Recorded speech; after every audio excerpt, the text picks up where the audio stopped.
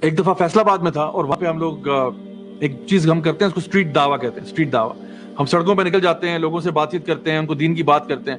تو وہاں پہ ایک پولیس کانسٹیبل صاحب میرے پاس آئے، کافی عمر کے تھے، مطلب ہوں گے وہ کوئی میرے خیال ہے آلموسٹ 60 کو ٹچ کر رہے ہوں گے. تو میں گیا جی، میں نے کہا چلو ان سے ذرا اللہ رسول کی بات کرتے ہیں، تھوڑا ان کو پرپس آف لائف بتاتے ہیں کہ جی مقصد حیات کیا ہوتا ہے. کیونکہ اکثر ہم لوگوں نے پولیس والوں کے بارے میں بڑا برا ہی سنا ہوتا ہے کہ جی کرپشن بڑی کرتے ہیں اور پیسے کھاتے ہیں.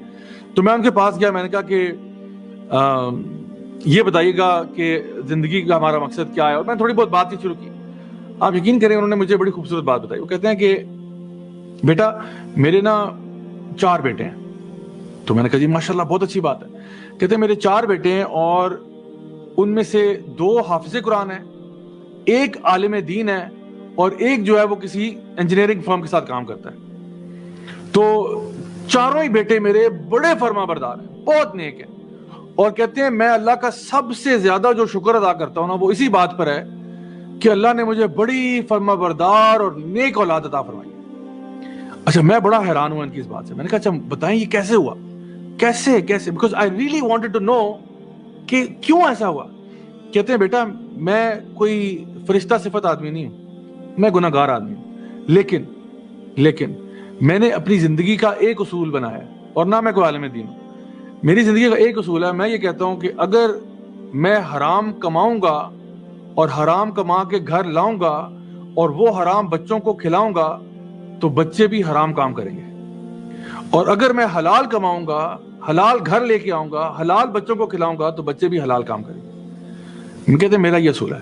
کہتے ہیں بیٹا خدا کی قسم میں نے اپنی زندگی میں کبھی کرپشن نہیں کی. میں خدا کی قسم کھاتا ہوں، میں قرآن پر ہاتھ رکھ کے آپ کے سامنے قسم کھا کے کہہ سکتا ہوں کہ میں اپنے آپ سے بہت مجھے اپنے پہ فخر نہیں ہے، لیکن اگر ایک بات میں نے زندگی میں کی ہے نا وہ یہ کہ میں نے 1 روپیہ بھی کسی کا حرام کا نہیں کھایا. مجھے بہت آفریں بھی ہوئی ہیں، لوگوں نے بڑے بڑے پیسے بھی دیے، میں نہیں لیتا، کیونکہ مجھے پتا کہ میں اگر لوں گا میرے بچے حرام پہ پلیں گے، میں اپنے بچوں کو حرام پہ نہیں پال سکتا. کہتے اس لیے میں اللہ کا شکر گزار ہوں کہ اللہ نے مجھے نیک اولاد دیا. My dear brothers and sisters, I swear to God, میں اس دن نا ان کو دعوت دینے گیا تھا.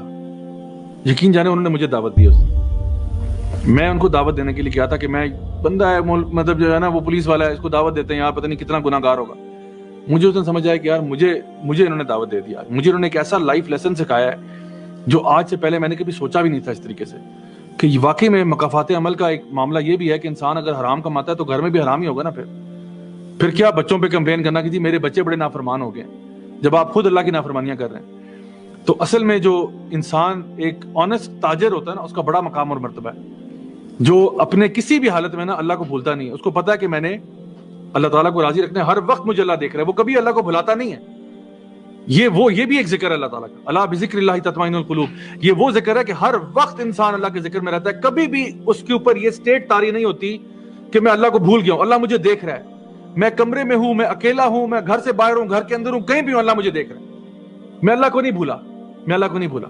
جو انسان اس لیول آف ذکر پہ آتا ہے نا وہ پھر ایک کمال لیول پہ پہنچتا ہے. اس کو بولتے ہیں تقویٰ.